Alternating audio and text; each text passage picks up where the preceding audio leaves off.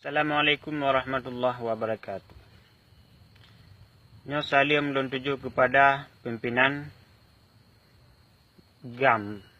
Lun sira mantan kombatan GAM di Saga Kota Bulu. Lun kumegam konton 2006 lihat dami. 17 tahun ka perdamaian Aceh. 17 tahun ka jimat kuasa liurang tanyo GAM. Tapi ya, keadaan tentera terang lagi nyaudip, udip. Dan kalau siro, darah kala ini lagi nyansi. Dan di mualim lepu kebiset. Hana kita mikir bacut bi. Yang peng tanyakan hana peng. Habis pap kemah gitu. Dia hok cocok. Yang gem kawin arak tabah mak nanti.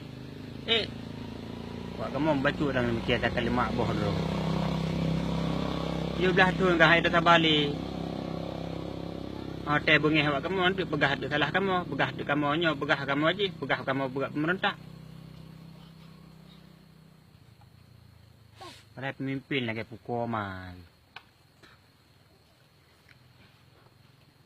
Nyawa ratu karak pemilu lam, kapu putun lam PA.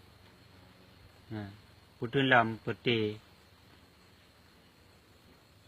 Putun tabe dah putun. Tapi rakyat susah aja ju. Jangankan ke rakyat, ke mantan GAM hana demikian. Di mualim putranya.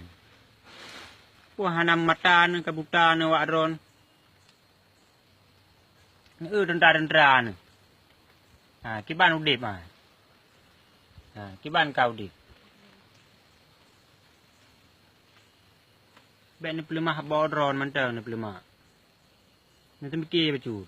Yang peng wak kamu kan hana yang pemantan kombatan GAM. Peng perdamaian. Ho kan ba.